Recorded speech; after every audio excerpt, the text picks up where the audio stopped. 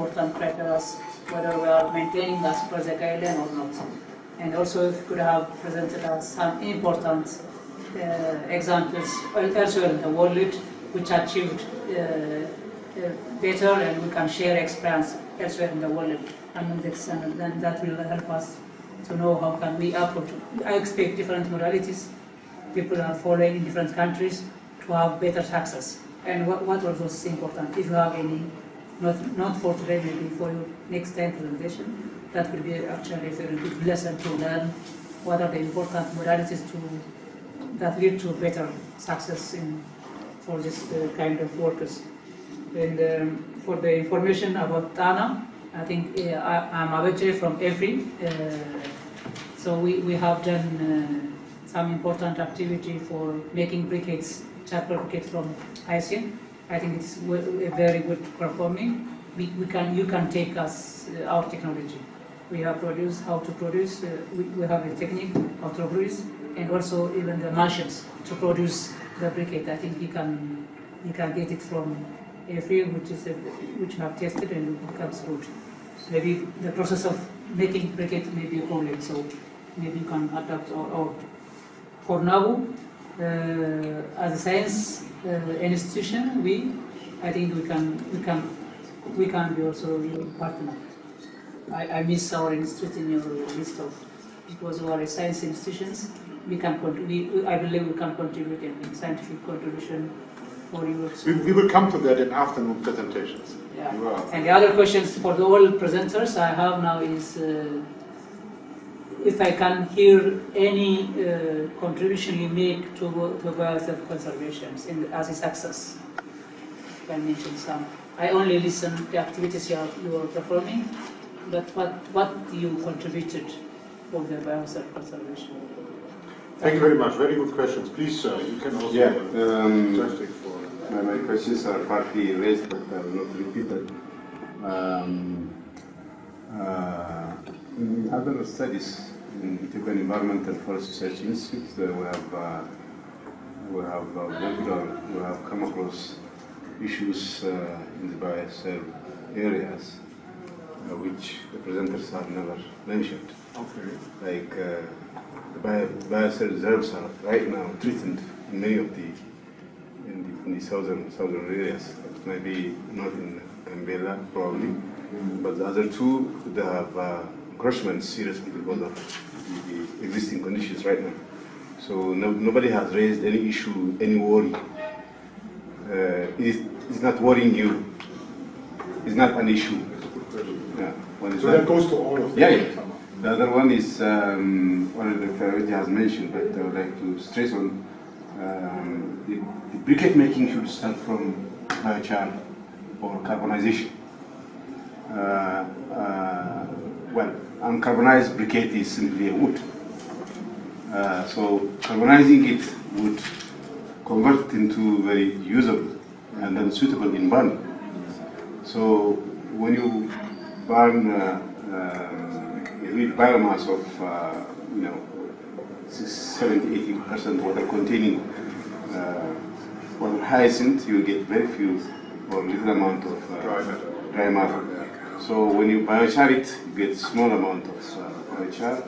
That with combination of briquetting materials would perform better. So we have produced an equipment for carbonization. You could adopt that one, or you can make similar equipment where we have produced biochar out of that, and then we have also made different types of briquettes. Briquette in for larger use, a briquette for household consumption in a small size. You are from where, if I may ask? Ethiopian Environmental Forest Research Institute. Very good. Very good. And then partnering with us will be useful. NABU has to seriously consider working with us. Yeah. And then we are also happy to work with you in all Biosphere areas where we can contribute. Thank you very much. You see, I just wanted to say where you come from, who you are. Thank you. Okay, my name is Arasa. I'm from Oromia Forest and Environment, Forest and Climate Change Authority. Maybe I may start with the last presentation, which that was for me. it's good to learn that the PFM forest management model can work with the Biosphere Reserve forest management model at CAFA, because there are different thoughts, school of thoughts with regard to whether we can implement both PFM and Biosphere Reserve at the same site. But in CAFA now it's clearly possible that we can implement PFM where we have Biosphere Reserve. So I think it's a good lesson that we can learn than just taking different extreme views in this country. But for my curiosity, maybe one question for explanation, maybe from question.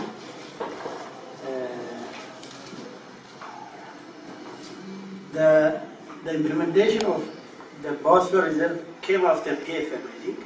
We first started implementing PFM, then the concept of Biosphere Reserve came later. So the concept of Biosphere Reserve requires this core zone.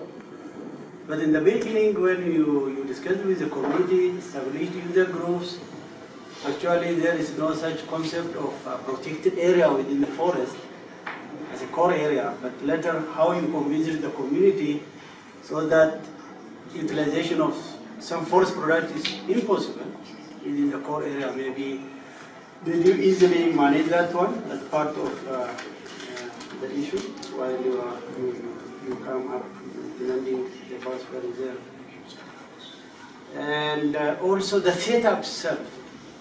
Now, designation and identification of the core area is ecological based. Maybe it doesn't go along with the subdivision of the forest, sub-blocking, according to the user groups. So is it like the core area is distributed across all the user groups, or is it out of the management scheme of the user groups, or is it divided across the different user groups? Maybe it's good to know that part, because we also have that concern when we implement, especially in Oromia also, this issue of core when it comes to PFM. Maybe with the Lake Tana Biosphere Reserve, now the issue in Lake Tana is this issue of waterizing. So, of course, I know there are a lot of initiatives now going on in the Lake Tana area to eradicate this invasive weed. And I also see that as an intervention doing on Biosphere Reserve, I think the priority for this project need to be intervention on doing something on eradication of this waterizing. Otherwise, it's a threat. It's a threat as for this lake, which is already designated as a Biosphere Reserve and nominated for UNESCO. So you attempted doing some activities like if it can be used for some product like briquette or fuel, but it's failed. So what lesson can we learn from this project with regard to eradicating this weed? Because I all of a sudden see that it needs to be the priority for any project which comes to make any intervention around Lake Tana. So if any intervention you did, which is a lesson with regard to waterizing, it's good to learn. Maybe with the historical perspective of Biosphere Reserve, which the participants presented, I also got some lesson in the participants' presentation that I've been thinking like once a Biosphere Reserve is nominated by UNESCO, but later on, for some reason, if we are not up to the criteria, like we have been in very much concerned, for example, for Yayo Biosphere, because for a long time we don't have management plan for it, we don't have management unit even, and there is also some degradation even to the Biosphere Reserve, deforestation and cutting and illegal logging. So for that reason, once the guys from the UNESCO come and monitor, all of a sudden they can even close it and make it out of the list. That was how I think, and now I learned that they cannot do that. The only thing they do, they make the assessment, the evaluation, then finally, if there is some problem, they can make the recommendation. But it's up to the respective countries that have that right to raise it from the UNESCO list if there is any problem. I think it's a good lesson that I learned from the presentation. But with regard to the buffer zone, I don't know if there is similar problem and concern in other biosphere reserves, especially in Kafa, because the ecology is the same. Yayo Biosphere Reserve in Oromia.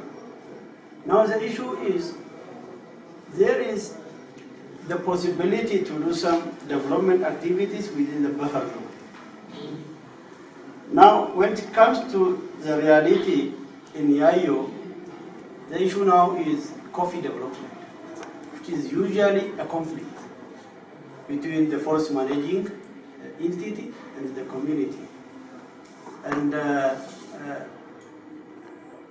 what can we say now?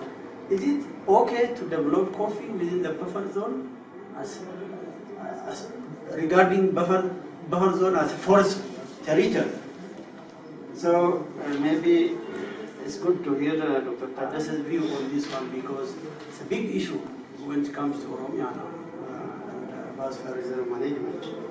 And also good to learn if similar problems there in Kafa and how you manage that.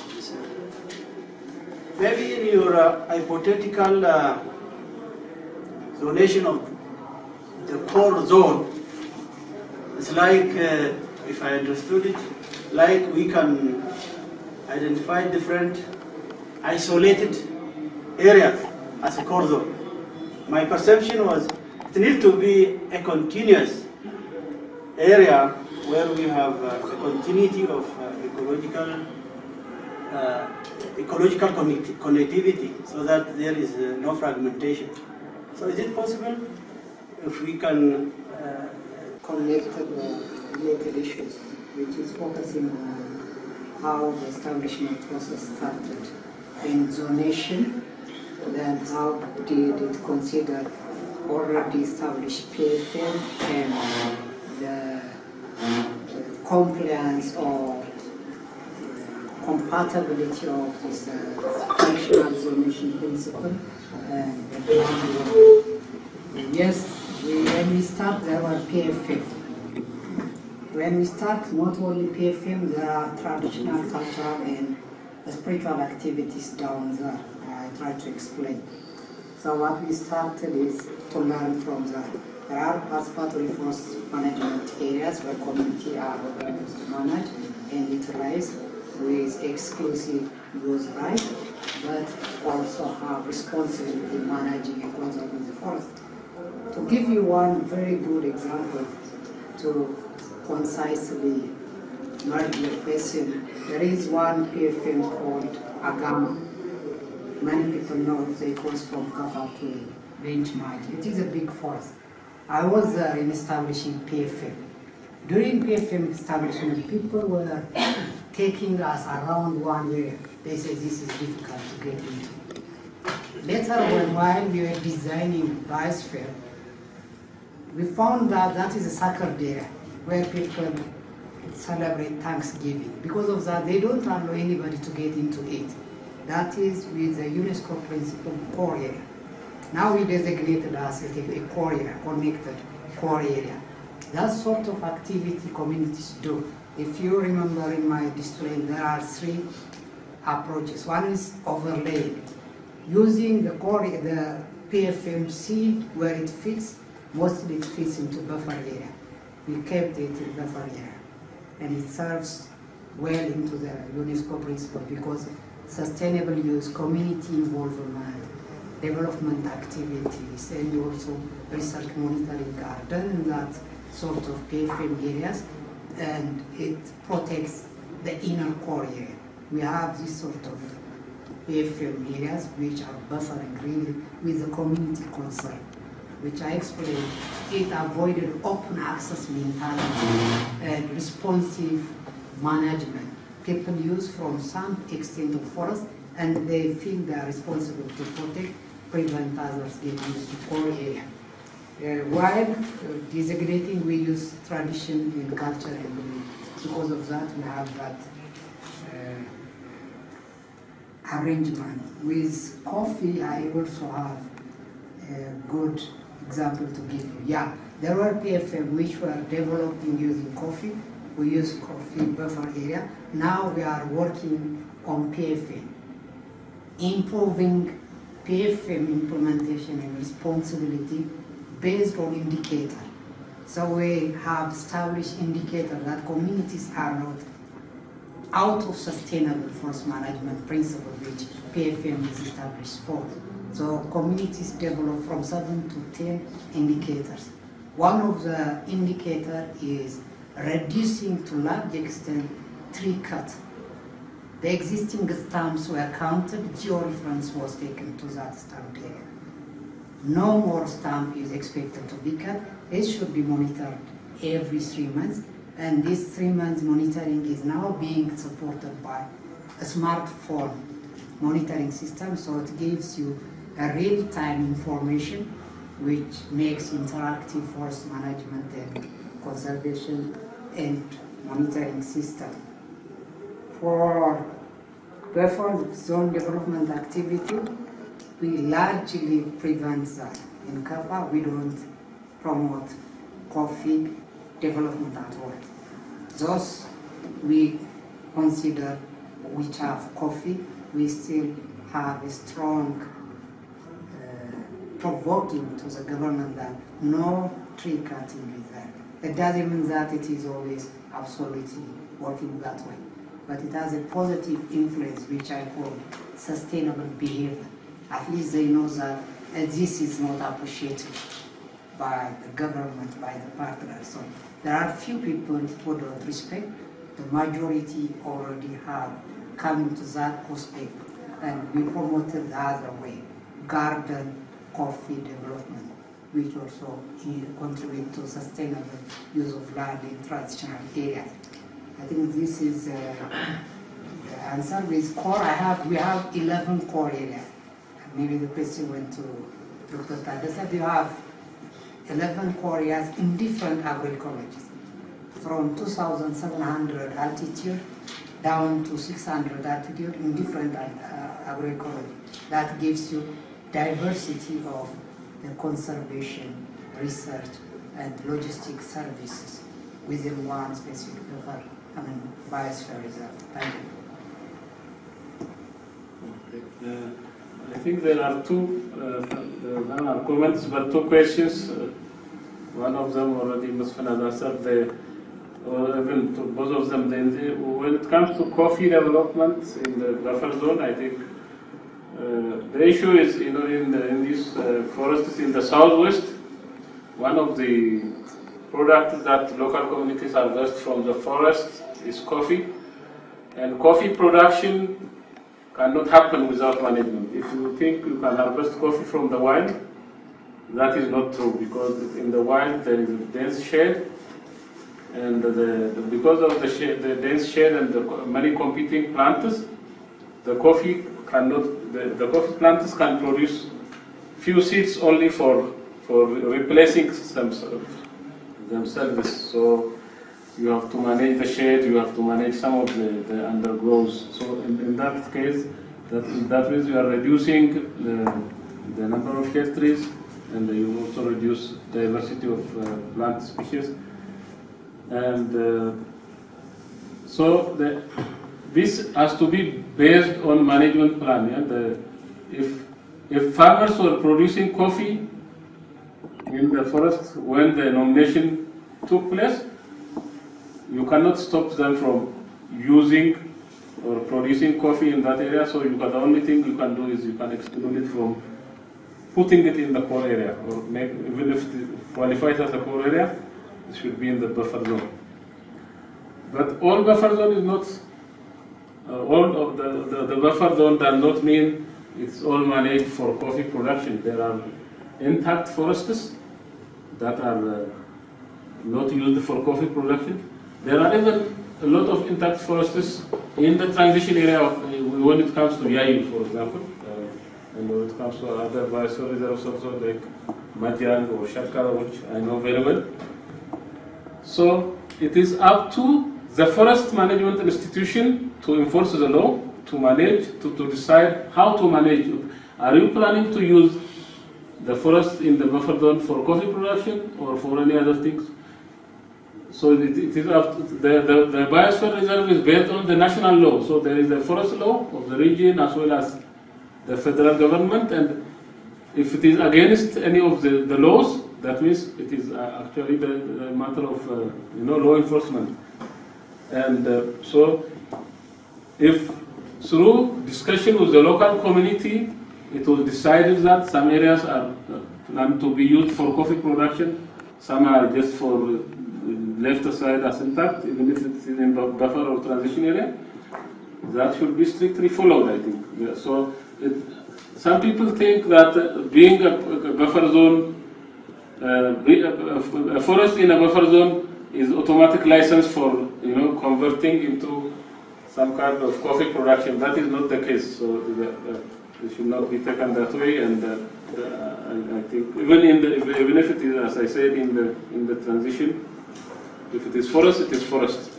The only thing that the zonation was made is to have at least some strictly protected areas where at least some percent, in the UK, for example, up to 16%. In Madhyang, it goes up to almost 20% as core area. But if you go to Madhyang, for example, 70% of the forest in Madhyang zone is found in transition area. So does it mean it has to be converted to agriculture? No. So I think we have to follow the management rules, and we have to clearly set the management what to do in line with the national and the regional government laws.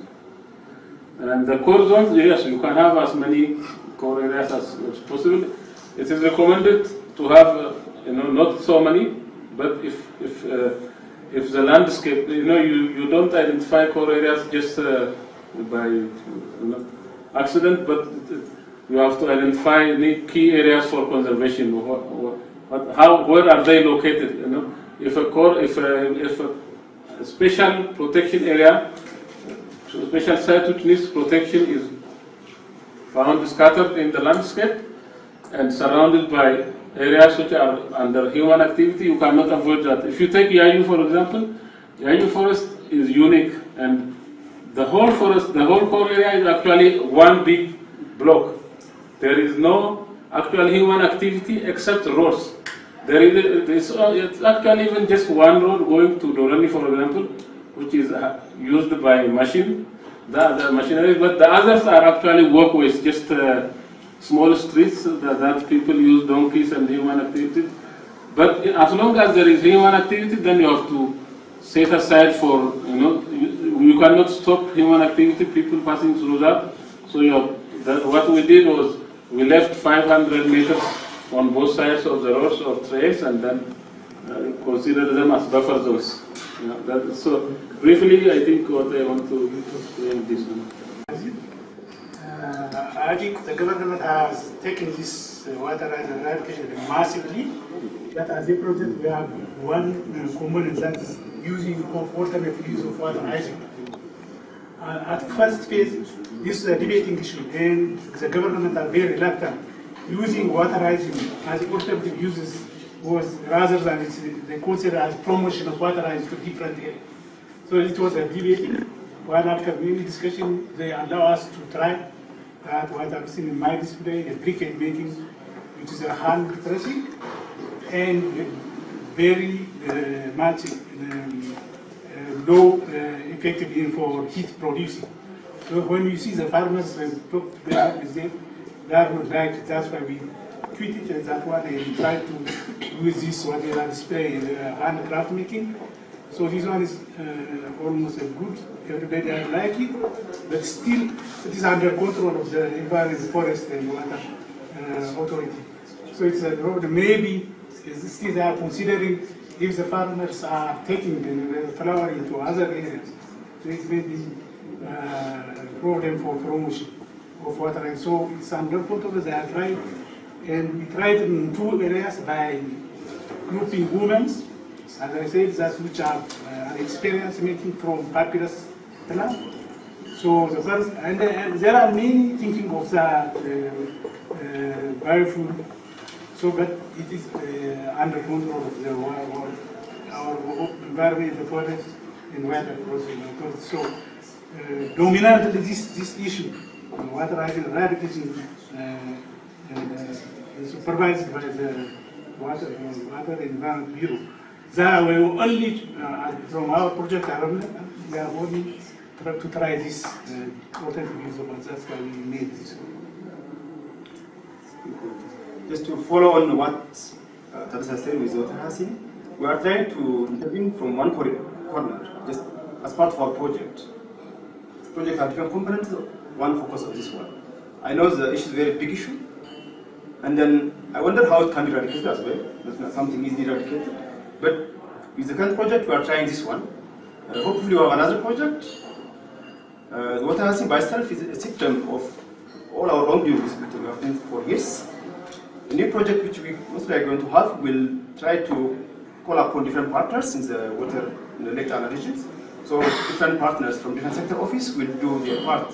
That project may help, but it's not an easy thing to eradicate. It may take time. And if I get you correctly about the UNESCO cancelling of Biosphere Reserves, yes, UNESCO can also cancel, right? No. Countries They first give recommendations. It's like the nomination for them. They don't recommend you to cancel, but if there is something thing going wrong, they recommend it, they tell you how to improve it. If it is not, then you have to withdraw because you opted to use it for other purposes, not for conservation. If you are using not for the conservation, that means you are opting to use it for maybe coal mining area or whatever, and it is you who has to withdraw, not. Yes, but what if we want to have that name, but we don't do as per the.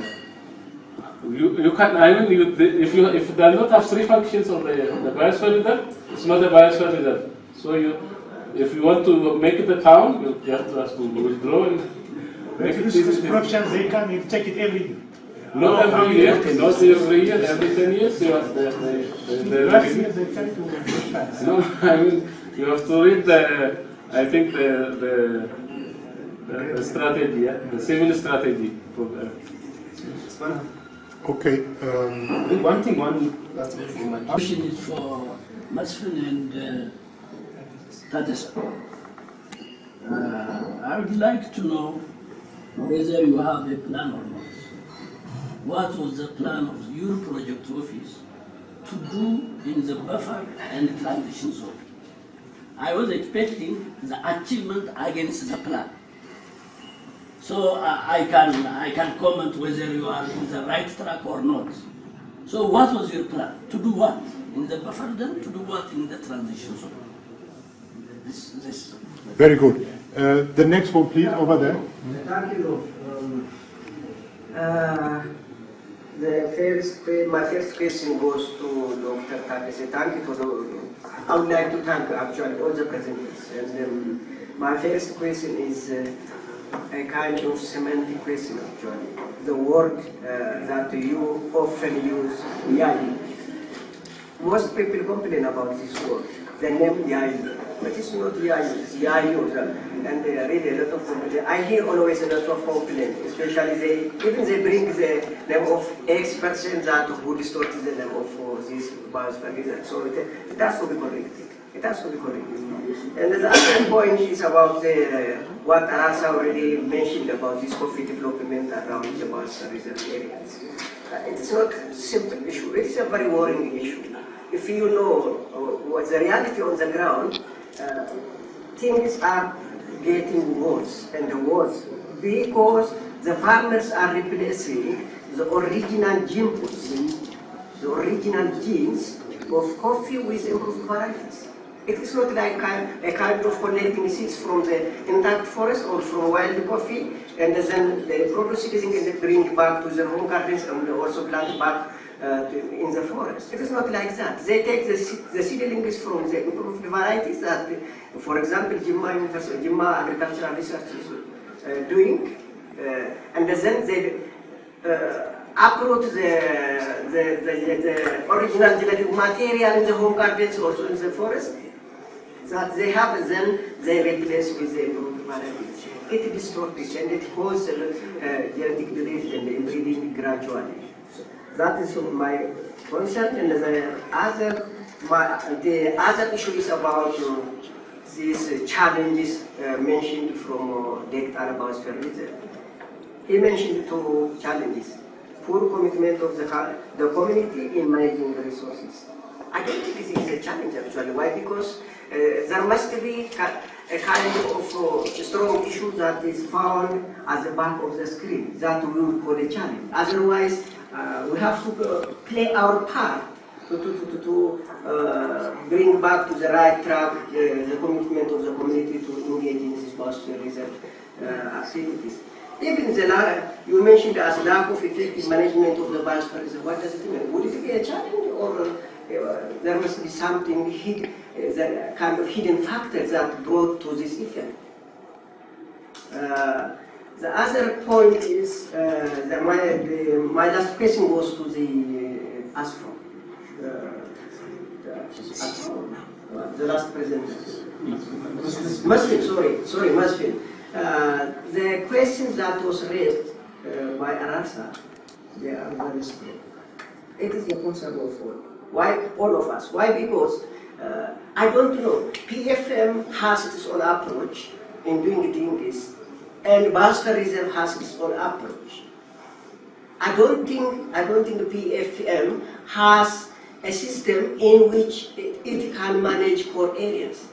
I think it was in this room that there was a finding presented by one guy. I think it was organized by Nabu. He was Dr. Murieta. And the finding was from your area, if I'm not wrong. And he suggested at the end of his presentation that timber extraction in the core area is quite possible. If this is a kind of, if such kind of approach is, we call it as an integration of PFM into the Biosphere Reserve, it really leads to the loss of Ethiopian biodiversity. Because we think that Ethiopia has the majority of the biodiversity in Ethiopia is found mostly in the Biosphere Reserve areas and in protected areas. So, what does it mean? If you, for example, if you include timber extraction in the core area, I was really seriously following the presentation of Dr. Tatis while he was presenting about the history of Biosphere Reserve chronologically. He says that core area was strictly meant for preservation, for protection. But we have already started implementing this PFM into core area. So, and also you mentioned in your presentation that about this Biosphere Reserve monitoring by month, by monthly. And then, is it a kind of, when you integrate, is PFM is integrated with the rules and the regulations of the Biosphere Reserve, or the other way around? It's not very clear. And this is the concern of all. Why? Because that finding was presented at a different platform and a lot of objectives. He got a lot of, the one who presented faced a lot of objections at different platforms.